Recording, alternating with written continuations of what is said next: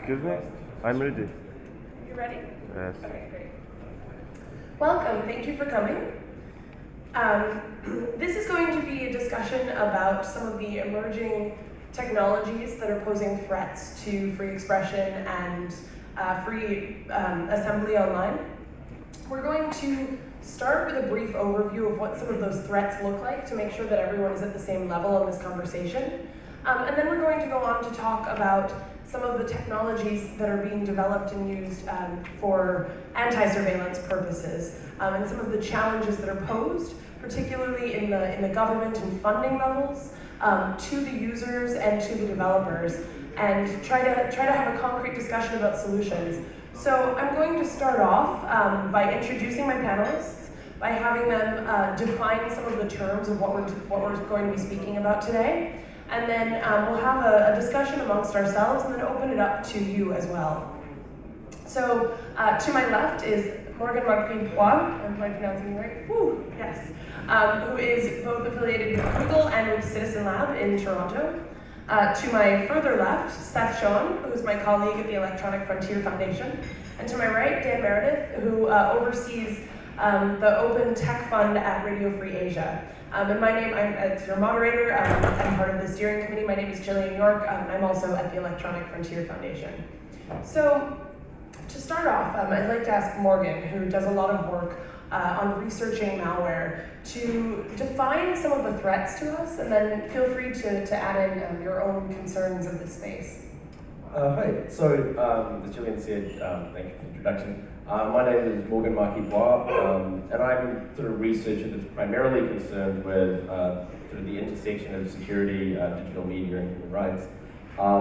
So I work as a researcher at the Citizen Lab, where I recently released a paper on the commercialization of digital spying that details the uses of Western surveillance technologies, primarily coming out of Europe actually, which are being sold around the globe, and sort of focuses on case studies involving the targeting of activists from Bahrain, Morocco, an organization from Africa, Hosham is moderating in the next room, and activists from the UAE.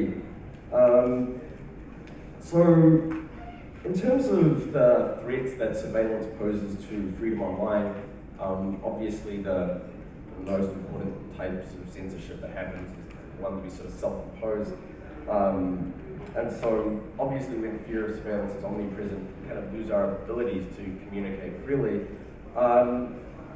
There's a lot of types of surveillance, and I sort of categorize, for the purposes of this discussion, sort of break it into two, just for sort of ease of use, which would be mass and targeted surveillance. So mass surveillance is sort of the type of thing we've been discussing recently in the news, sort of revelations of sort of massive NSA intercept, that type of thing. Historically, a lot of this has been done in the form of deep packet inspection. So this is when you put devices at core parts of the network capable of intercepting and processing massive amounts of network traffic. And over the last couple of years, we've seen a rise in awareness of targeted attacks. And this is frequently when you compromise an end device, be it a phone or a computer, or nuclear power plant, and then generally you install some form of malicious software, right? Frequently known as malware. So commonly this possesses the capabilities of turning whatever you have as a microphone or a camera into a remote surveillance device, as well as providing access to, the digital lives of whoever's being surveilled.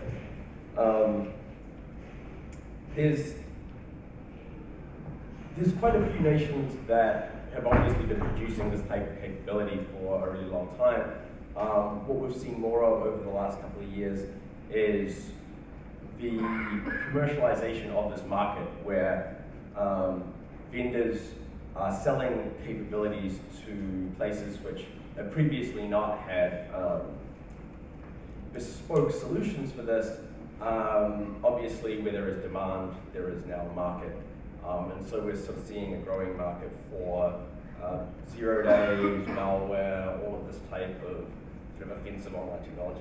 You should say what a 0 day is. So 0 day, so A zero-day vulnerability is a previously undiscovered and undisclosed flaw in software which will allow the properly crafted exploit of this to provide remote access to the device running the software with the flaw.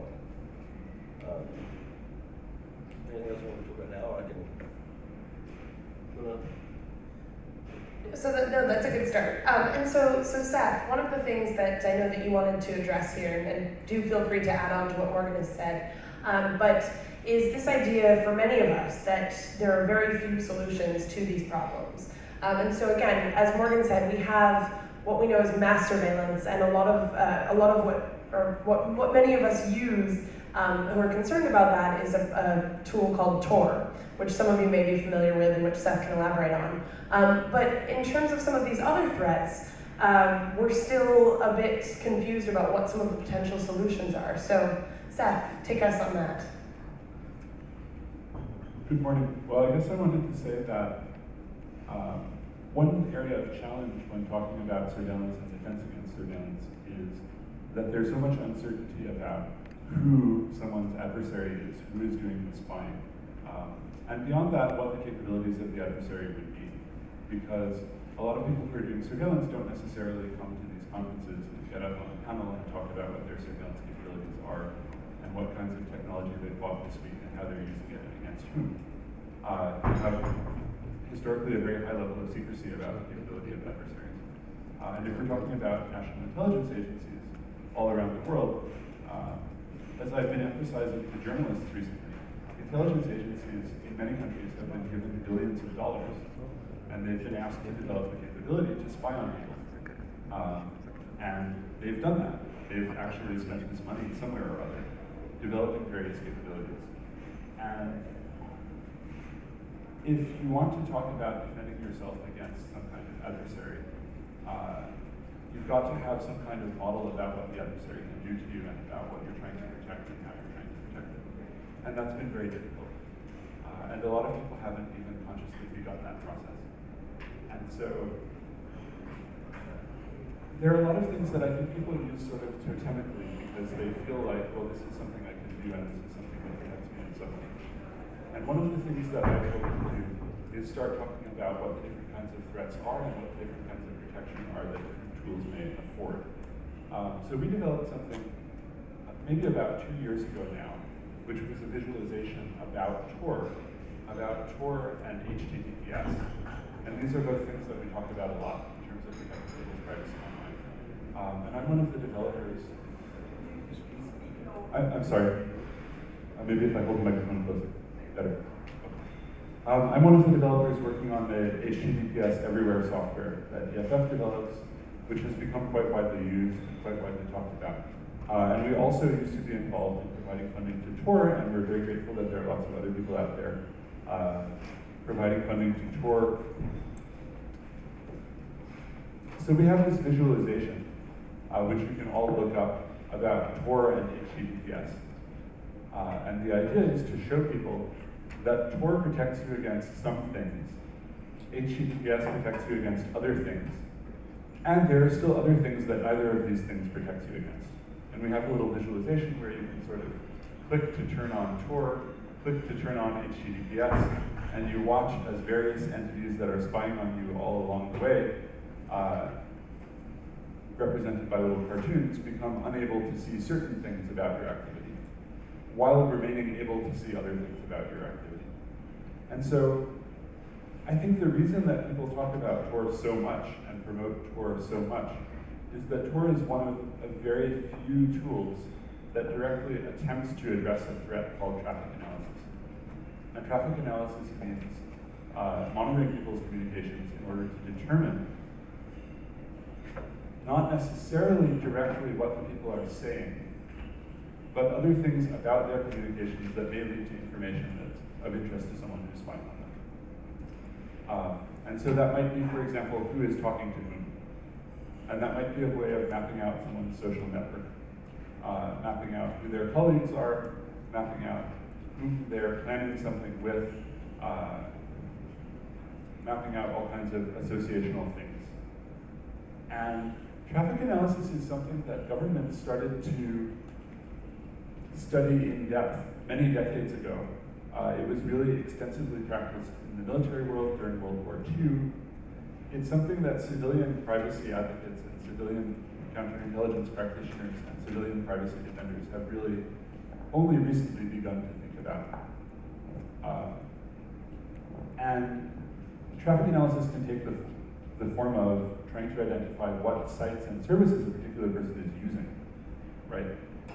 And potentially trying to correlate, oh, well, this person is sending traffic to this service at a certain time, and this person is receiving traffic from that service at a certain time. And those things are correlated. It looks like those people must be talking to each other. Or just trying to make a list of who are all the people who access this website. If the website is using HTTPS, we don't necessarily know what they're reading or writing on the website, but who are the users of that website. And Tor is one of the only tools that tries to defend against this by routing one's communications through a series of intermediaries to obfuscate the source and destination of a communication.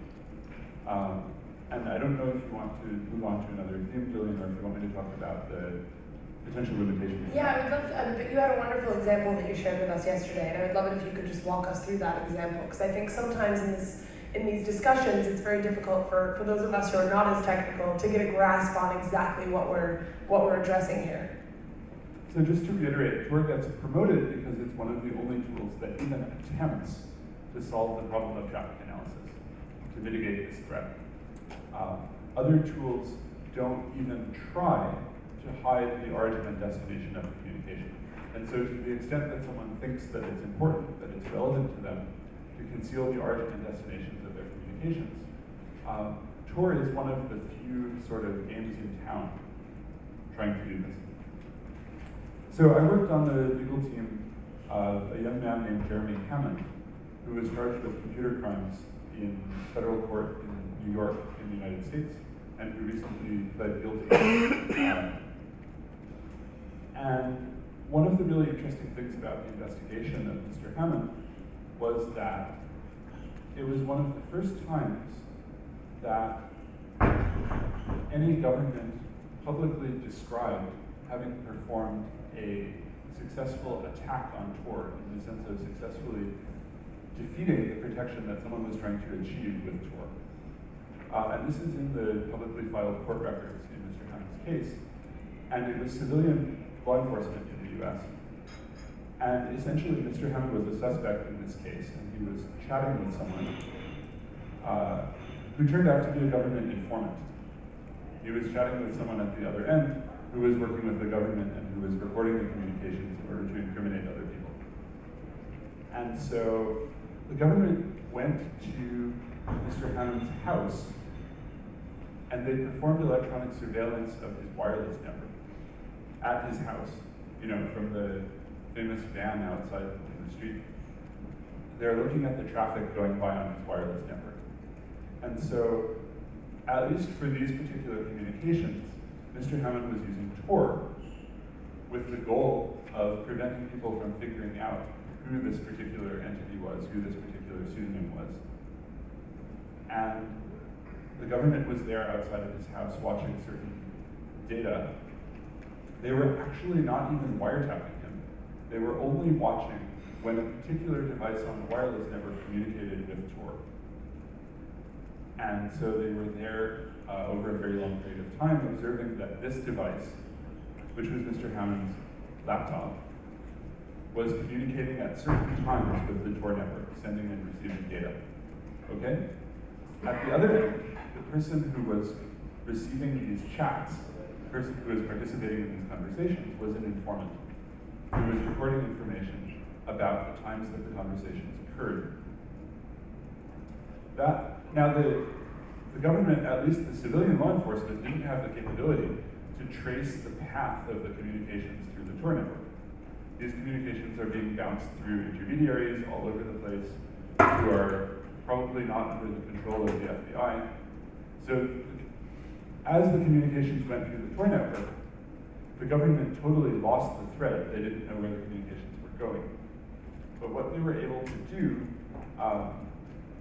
according to their affidavits, was to make a correlation between the times that Mr. Hammond's computer was active sending and receiving data on the Tor network and the times that this pseudonymous person was chatting with the informant.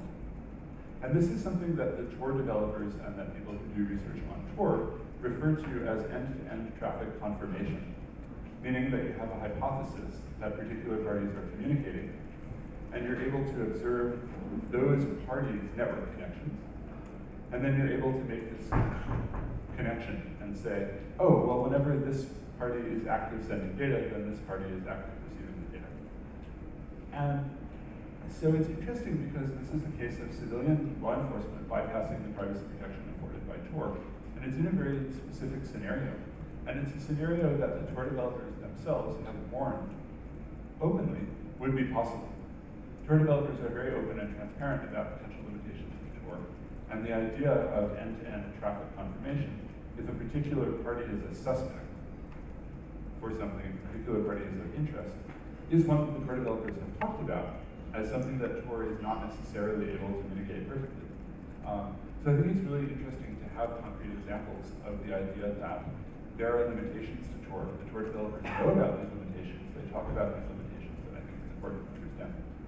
So the reason we're focusing on Tor in this discussion is not because we necessarily believe that it is the best tool, although that may be the case, but because it is one of the only tools that exists to provide this type of anonymous online communication. And so a lot of the funding space over the past few years, we've seen governments pouring money mostly into circumvention technology to circumvent censorship.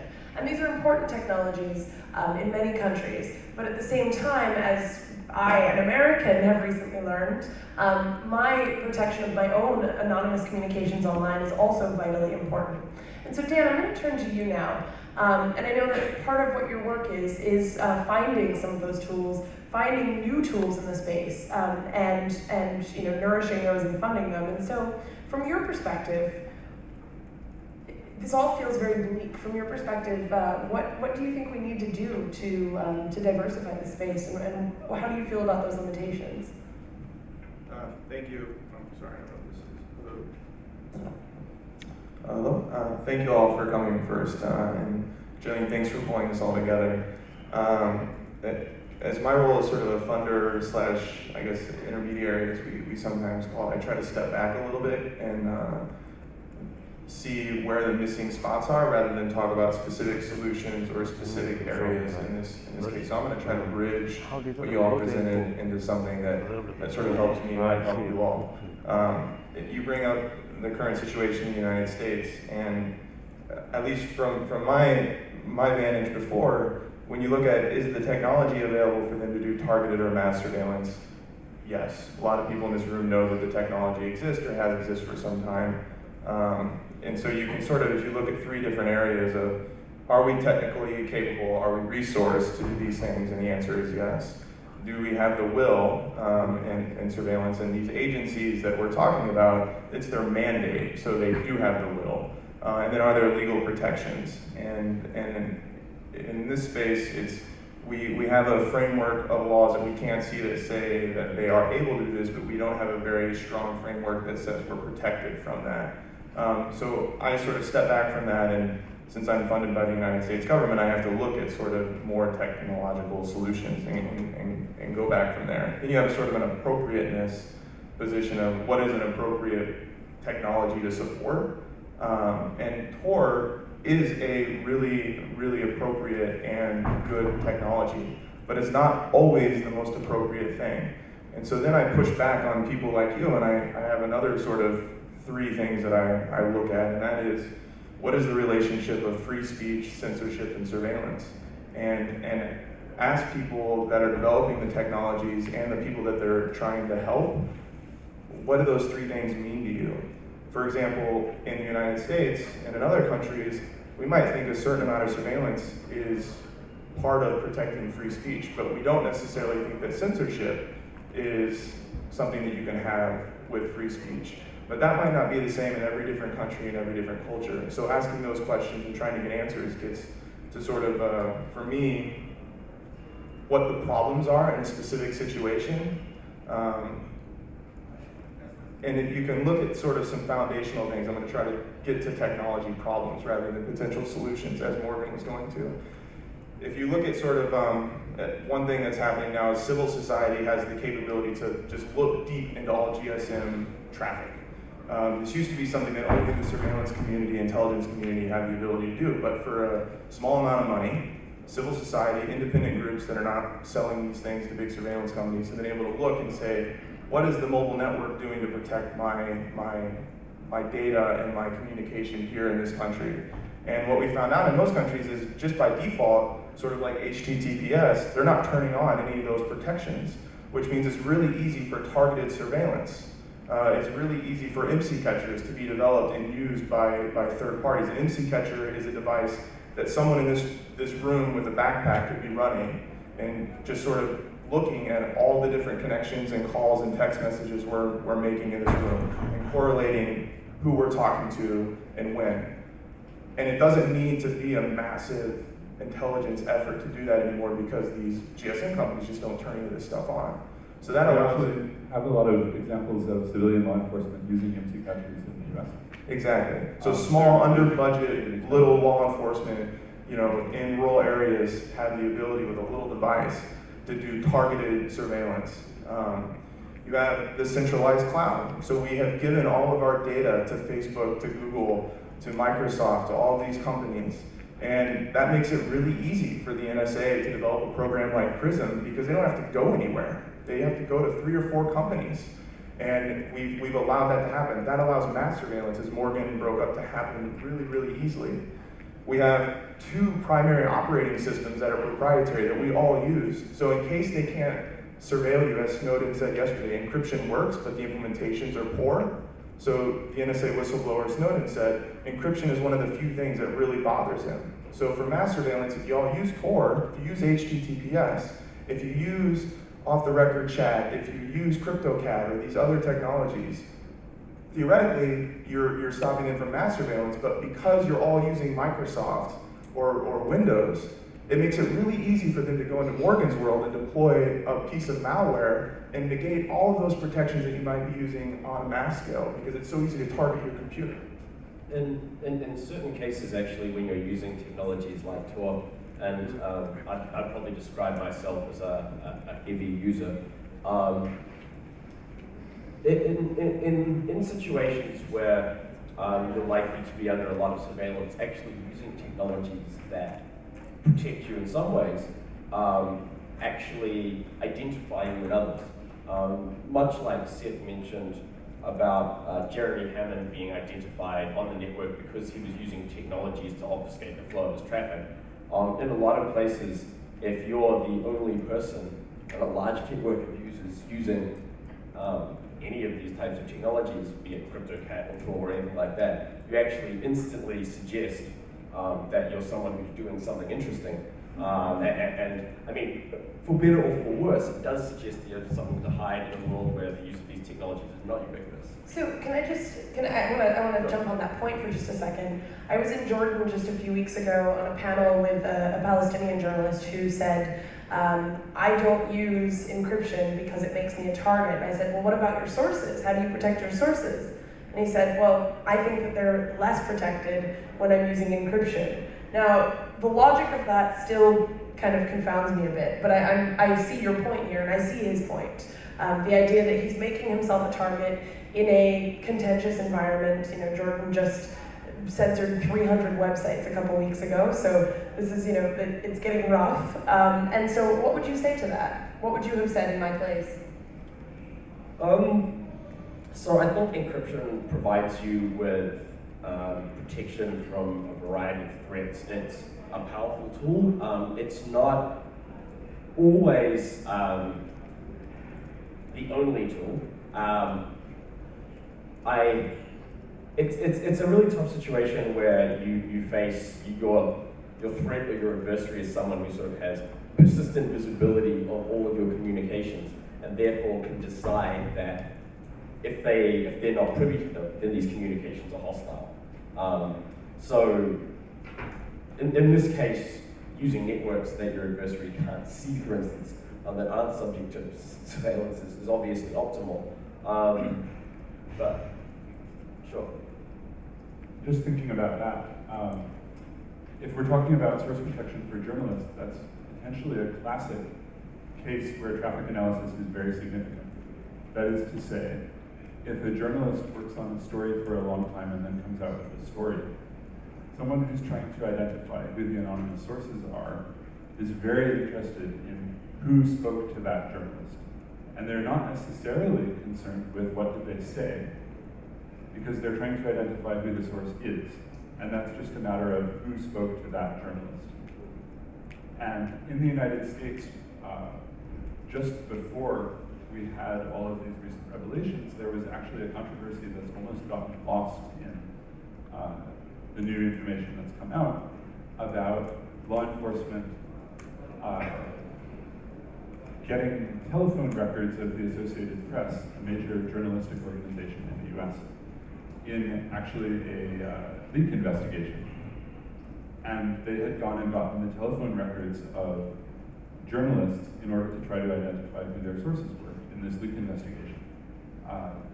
And that's something that law enforcement regarded as a very natural and normal thing to do, although there are some policies that make it a little bit harder for them to get journalists' records, they're able to do that. And that's traffic analysis. They weren't necessarily into, what did this person say? They're into who is this person, who is talking to the journalist.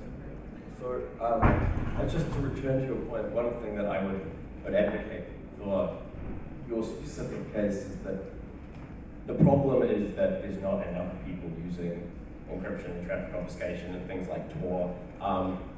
That problem goes away if we actually manage to convince everyone to use things like Tor and VPNs and HTTPS all the time, in which case protecting yourself online doesn't become a suspicious action, it becomes the norm, which is obviously something that we actually want to hope for.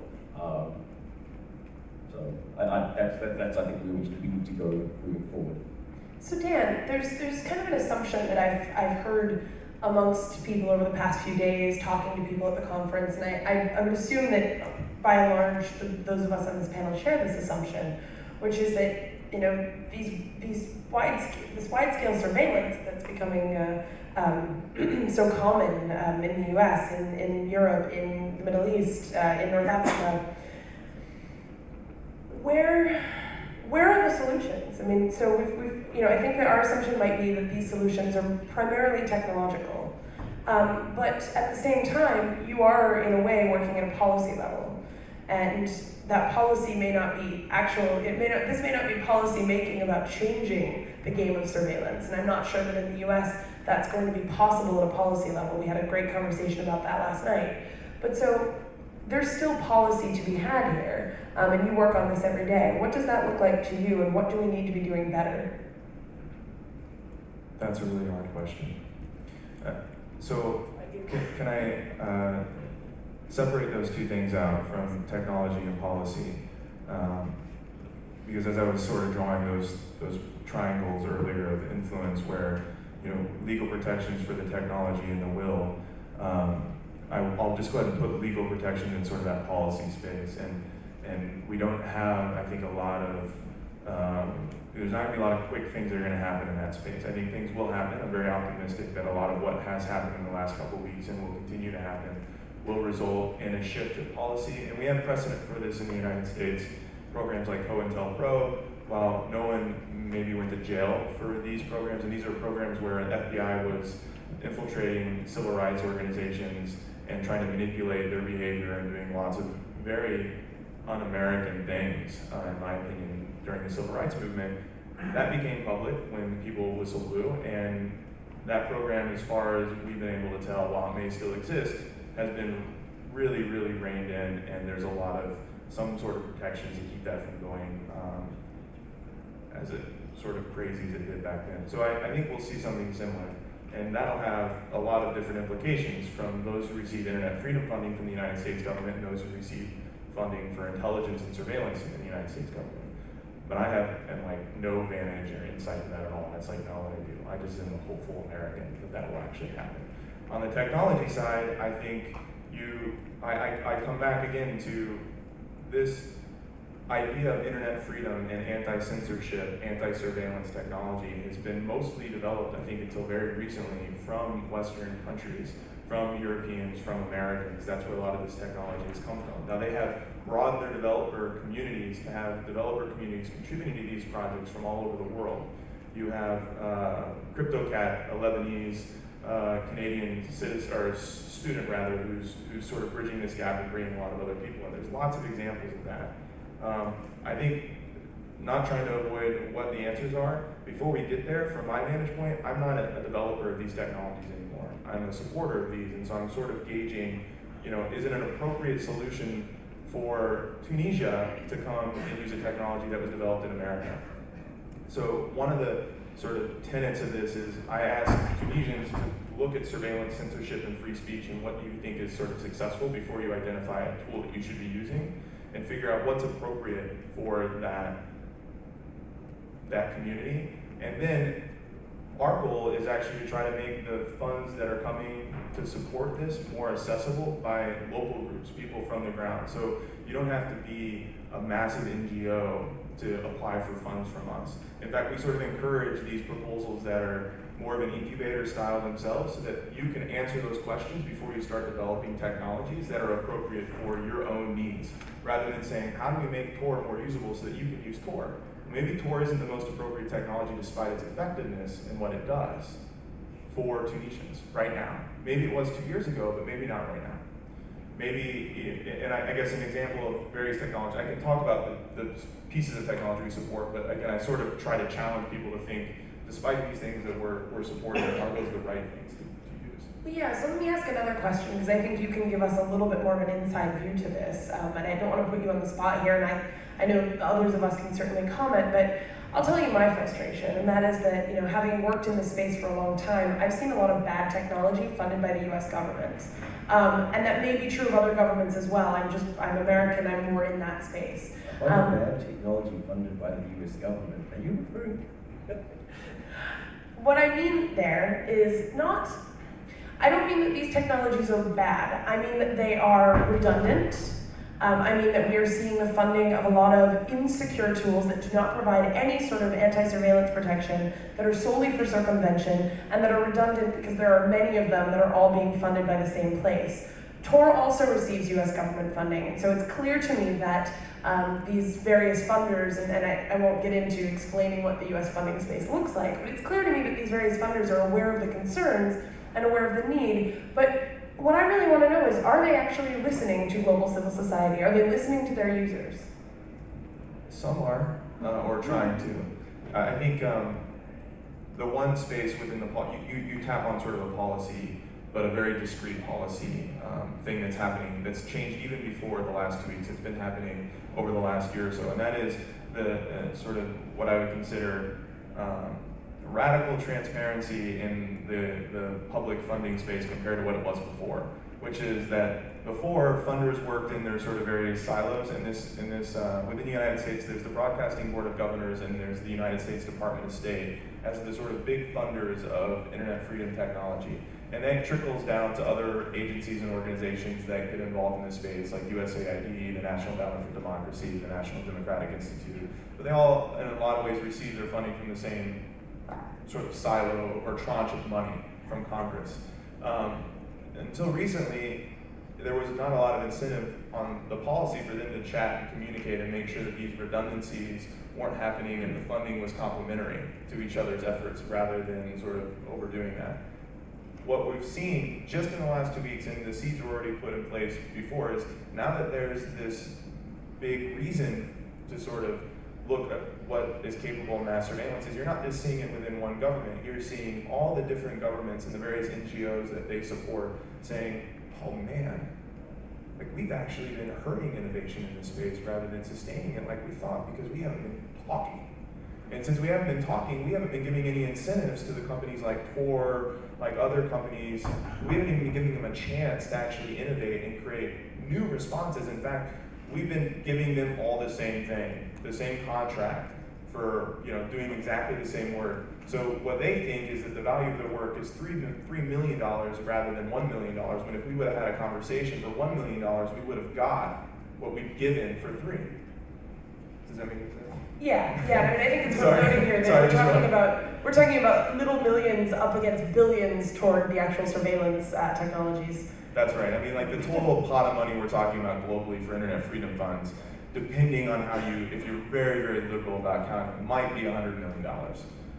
And if you're looking at who we're going up against, okay, so an example, in the United States, we don't really have a budget that says this is what the NSA, and just to be clear, my funding does not use to go up against any domestic programs. Long period, let that sink in. But as an example, I have no idea how much China is spending on their intelligence gathering, but those are like the biggest adversaries to the money that we're spending. And it's definitely in the tens, if not more, billions of dollars. And we have globally $100 million to try and this is public diplomacy money, right? So human rights development money. That is military money. That is who we're going up against. So we have an asymmetry that we hope exists, which is our intellect, our innovation, our nimbleness and agileness. But it's not money and it's not resources. Now, Morgan, you wanted to reply to that as well? Yeah. So I think we've. I sort of really agree with what you've said, that we have an asymmetry of funding, and we also have an asymmetry of understanding, which has sort of really been brought home to us recently, right? And that we're also developing tools to solve problems that we don't actually know exist. And so, in terms of emerging threats to human rights, freedom, not just online, but actually everywhere, I think there's a difficulty in understanding what the problems are when so much of this is clandestine capability. So I wanted to talk, for instance, about a type of surveillance technology that hasn't really gotten much press at all, but is probably or potentially ubiquitous. And basically, across the internet you have sort of large junction points where traffic flow and is redistributed and rerouted. There's a company that's selling a type of technology which is basically an infection proxy. So what they do is at large internet exchanges, they insert racks of machines which will monitor traffic and enable someone to have the ability to type in, say, a user's name. And one of these racks will look up a user from the ISP, isolate their traffic stream, and then wait for them to download something. When they download it, it'll halt the download, inject targeted malware into the binary that they're downloading, the software, reassemble it, and then when it hits their computer and they run it, it'll run the malicious code infecting their computer. It'll then run the software that they thought they were downloading, and then it will clean everything up so everything looks fine.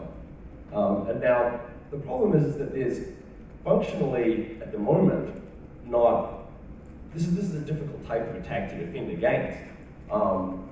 But this is what we see in what we would describe as, say, an emerging threat. There are companies that are selling these capabilities now. And this is actually what you do at a level if you control ISPs, if you control internet exchanges, if you control really large networks. Rather than, say, phishing people, which is a threat that gets talked about a lot, where someone sends an email and tries to coerce someone to click on an attachment. That is what you would call not a particularly subtle way of targeting a user, whereas this type of thing enables you to target everybody all the time within a certain internet jurisdiction. Because this threat hasn't even really been discussed much, we don't actually have tools to protect users from this type of thing. This is sort of a software integrity problem. I guess this is in terms of programs funding software which provides little protection to people from civil society. I think frequently the threats that civil society faces are not well enumerated, fully understood, which is sort of a really, I think, systemic problem. Comment on that? Yeah. Yeah. So I really wanted to highlight that people like Morgan have been doing a lot of research on malware and people's computers getting infected with things. And it's been true for a really long time that the computer security world, academic computer security, for example, talks a lot about securing network traffic, securing communications, and you have the assumption that the end user's computer is secure and that the network is hostile. And this is a very pervasive thing, right? So we're talking about HTTPS, and we're talking about cryptography, and we're talking about OTR, and PGP, and Tor, and all of these tools that are meant to protect people's communications on a hostile network. Because there's this understanding that the network is outside of the user's control, and potentially that the network is controlled by someone who is hostile to the user's interests, who is trying to spy on the user. There's an assumption that the user's computer is secure, that the user's computer is trustworthy, that the user has control over their own computer. And in a way, we have to make that assumption, because if the user's computer is compromised, there is a sense that all bets are off, there's nothing we can do, the adversary can do anything they want. But in fact, a huge number of computers are infected with malicious software, and there are so many different vectors, as Morgan has been documenting, as your colleagues have been documenting, so many different vectors by which computers can be infected, whether that's the market in knowledge of vulnerabilities that allows anyone with sufficient money to go out there and buy knowledge of flaws that have not yet been fixed in commonly used software. Whether that's someone doing research about a particular community. So Citizen Lab has documented that quite sophisticated activists who have received a lot of computer security training were actually targeted potentially by other nations' governments to receive email reportedly from people they knew, reportedly from their own colleagues, talking about things that they were actually working on with attachments that contained malicious software that exploited previously unknown, previously unfixed vulnerabilities. And that's a very scary situation because it makes me think, well, anyone would fall victim to that. There's no particular thing that the victims did wrong. There's no particular thing that the victims obviously could have done that would have protected them. And then their computers are taken over. And then regardless of what tools they use after that point, their computers are actually working for someone else to spy on them. And so there's no tool that they can then install that's going to offer them protection. So I think that malware threat in all of its forms is a very profound one because it has the potential to bypass any precautions and any tools that we might take. So I'm feeling pretty depressed up here. Can I add just one little point of yes, just as a potential ray of hope, and then I don't know this for sure, so this is maybe hopefully not too big of a discussion, but a potential question in the form of some statements. I apologize for that, but my presumption is that because we have made it so easy for them to do mass surveillance, and most people don't do anything to protect themselves from that, that while everything you're both saying about how easy it is for us to do targeted surveillance with malware infecting people's computers and they just give themselves up, that actually there's sort of a ray of hope there. That if we promote more of what they would say, if all your phones and your computers and every device that you're using to connect to the network is sort of an endpoint, if we promote more sort of endpoint security and awareness, that sort of cloudlessness that we get ourselves away from is really hard for them to actually, that's much more resource intensive. And so even though it does seem really easy for them to have to do that on a mass scale, like they currently do, is there an opportunity for us there? I mean, is there an opportunity if we can become better and safer on our devices that they can't catch up very easily? So I mean, I think that the way forward is obviously raising the cost of surveillance, right? Like I totally agree with you there. I mean, the more people become security aware, the more people use encryption, the more people use anonymity tools like Tor, the more people use HTTPS. I mean, the reason why we've seen a rise in targeted surveillance is actually because of the increasing ubiquity of online encryption, which has actually forced an adversary that wants access to your communications to, as Seth pointed out, to go to the endpoint rather than the network. So, I mean, we've actually already seen the game change in response to this type of thing. This is an iterative process, right? So I mean, That was actually in that commercial that you showed. yes. It was explicitly presented. I remember that Borg gave a presentation and showed a commercial from a company that sells vulnerabilities and hacking tools to governments. And they were specifically presenting their services as a response to the use of security and encryption tools. That was specifically how it was marketed. Yes, I'm not sure we need to feel too depressed, I suppose. I mean, this is, you know, maybe because, it's largely because people are becoming more security aware that we find, you know, these emerging threats. Emerging problems are always depressing. Sure. But you guys didn't let me finish my sentence. What I was going to say is I'm feeling depressed. But I'm also feeling like I've been a little bit selfish because I've got some really great minds up here and a room full of people. So at this point, I would like to open this up to the floor. And let me just, how are we doing? Should I be bringing a mic around? Is that, we've got a mic. Okay, great. So I can't see everyone because we did choose to sit down here when we thought it was a smaller room. So if I could just, if you want to just raise your hand high with a question, she'll come to you. Thank you. Hi, I'm the workshop working for Reporters Without Borders, and so it was very interesting. You talked a lot about tools, and I do agree with you. Tools is a part of the solution against massive surveillance, but I think we should also talk about laws and initiatives such as GoFay and things like that. And I think even if I know there is a prison hype right now, so laws, you can't be such confident in laws, but still. And for example, in Europe, we are trying to push the European Parliament to do something about the dual use, the control of the export of dual use technologies. And I think tools is a part of the solution, but lobbying and laws is another part of the solution, because nobody will, as you told, towards me here for maybe 8 years, I guess 6 or 8 years, and right now it's not used enough. So 8 years, 6 years, 10 years, nobody will ever use BGP or OTR or Tor or HTTPS as a normal use of the internet. So we have to tackle the problem at its roots. And thank you. Yeah.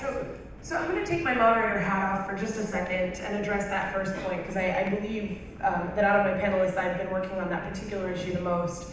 So there has been a lot of discussion in Europe and the US over the past few years about placing export regulations on certain technologies.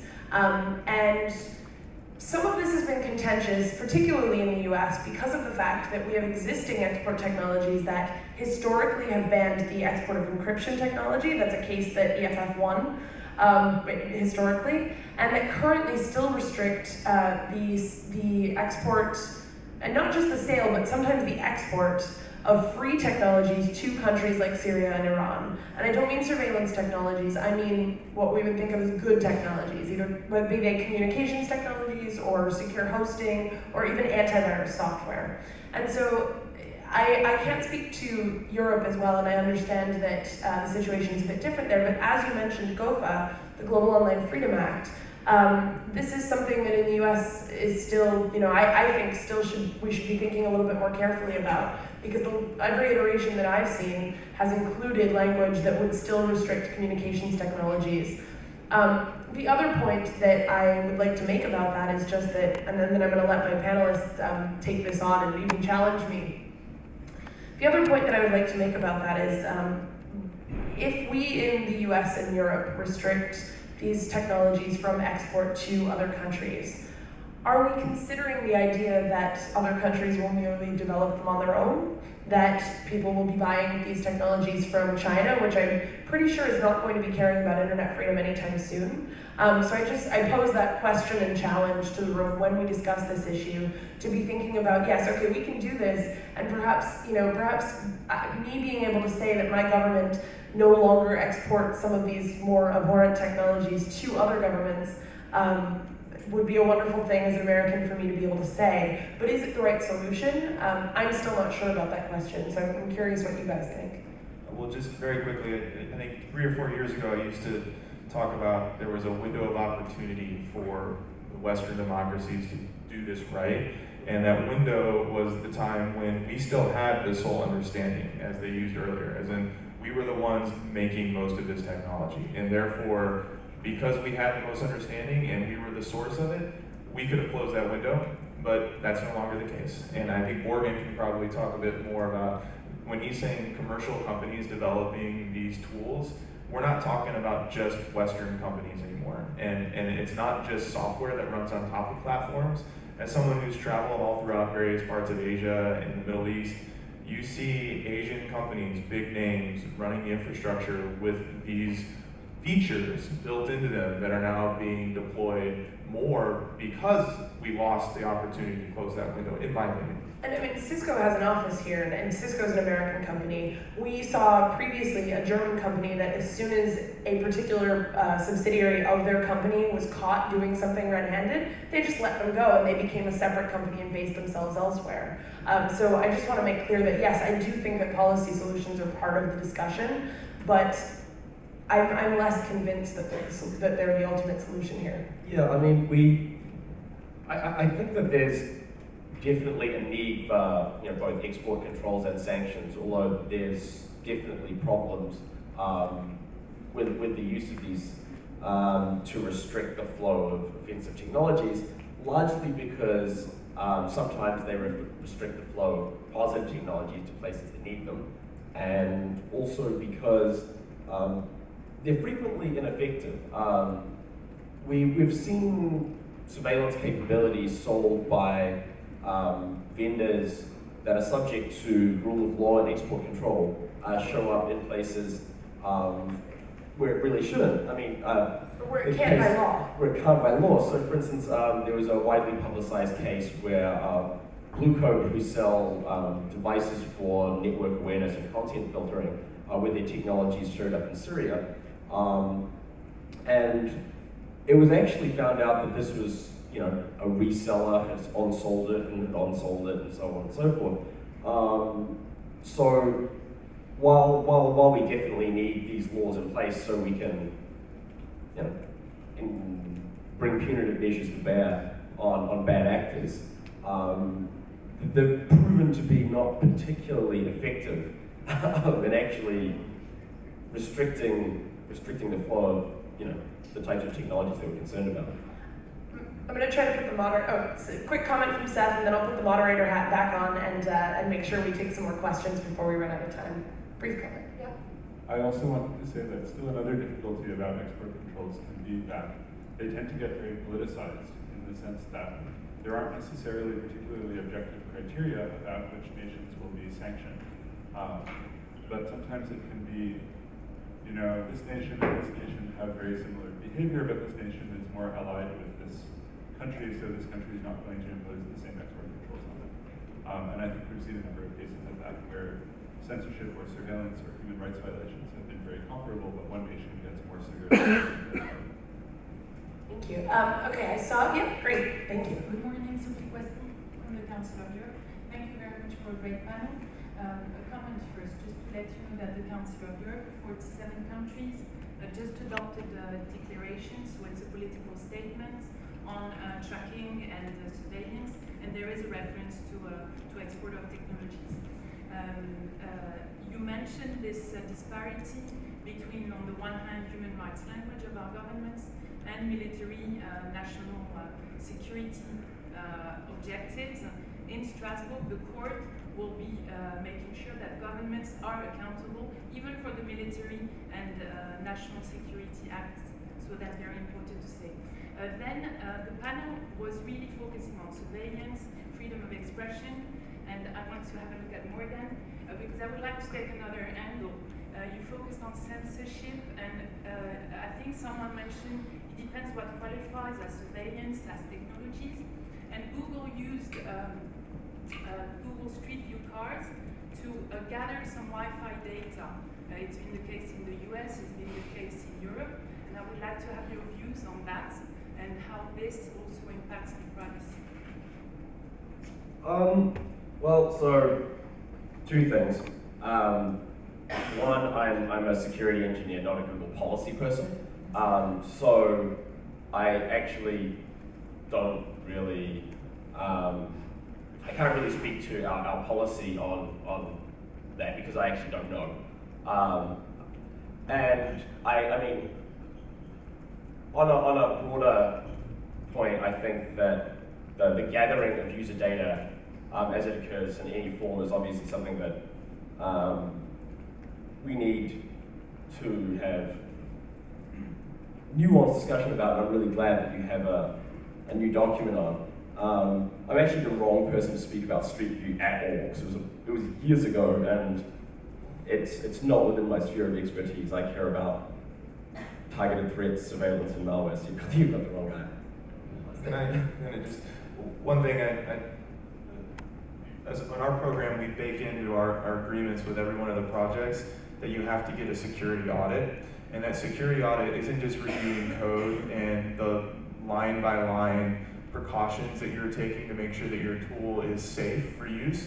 It's, to your point, it's a data audit, because you can have really secure code that can't be exploited, but that doesn't mean the data you're collecting within that code is also being secure and considered safe. And so, as an example, we challenge all of our tools, even if they don't think they're collecting any data, to say, what is the path of data? Like, where are you collecting anything, and where is it ending up, and how are you ensuring that that's safe for any potential user? And you mentioned the particular issue with Google. I can't speak on behalf of Google, but obviously